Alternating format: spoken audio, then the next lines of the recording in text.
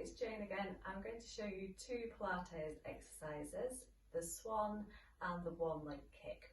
Okay, so to set the swan up, you want to be lying prone. So face down on the mat, feet want to be hip distance apart, knees hip distance apart, and you want to take your hands out to a wide W, or otherwise known as scarecrow position. The head is face down on the mat, and you want to draw your navel towards your spine and imagine that you've got a small raspberry underneath the belly button. Now your mission, if you choose to accept it, is not to squash that raspberry. I also want you to think about pressing down with the pubic bone and the creases in the hips so that you activate your back posterior chain muscles. So we start with our face down. Take a nice big breath in through the nose. As you exhale, you'll lift the head away from the mat to activate extension into the upper back and cervical spine. You inhale to lower the head. So we exhale to lift, inhale to lower. So this is just a little preparation exercise to start working into that back. It's a great opener for the chest and across the collarbones.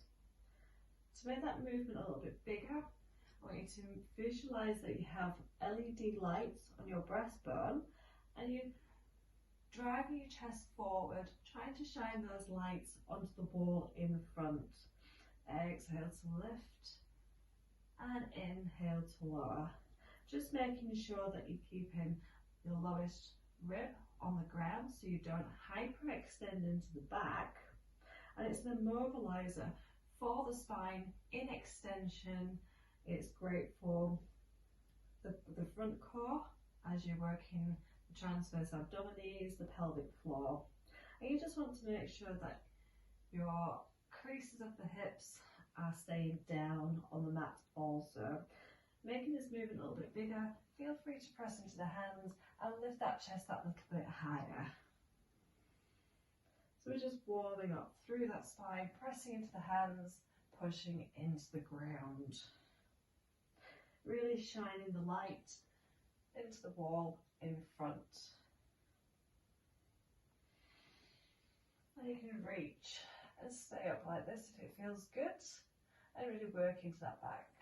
Exhale slowly down.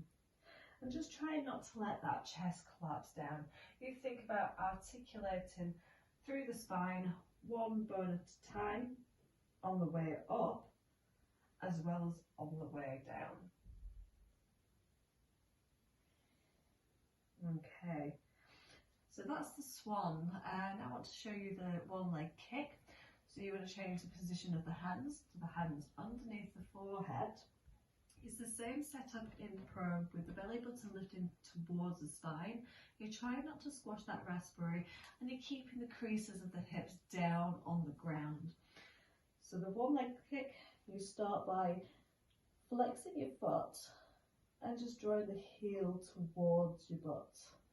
Pointing the toes and lowering that leg. And you want to alternate the legs. Flexing the left foot, bringing it towards your bum, and pointing the toes down.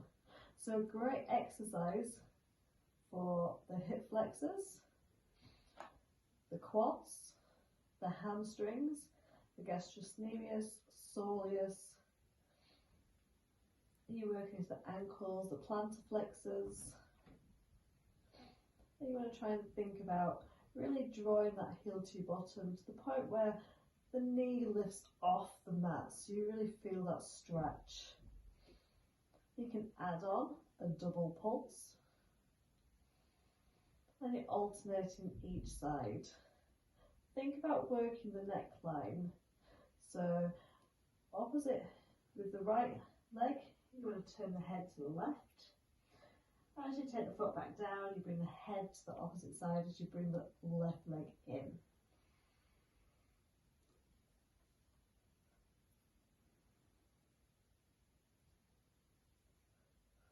Use that breath in through the nose and out through the mouth.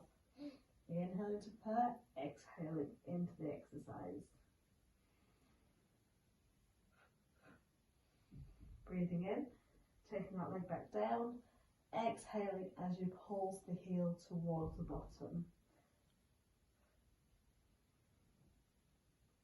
Okay, so that's the swan, the one leg kick, sorry. You can then bring your elbows towards the ribs, so you've got that swan back, and you can do the same thing. Kick, kick, point and lower. Inhale to repair, exhale into the kick, inhale to lower, exhale to kick, inhale to lower, exhale to kick, inhale to lower. Okay, that's the swan and the one leg kick. Thank you.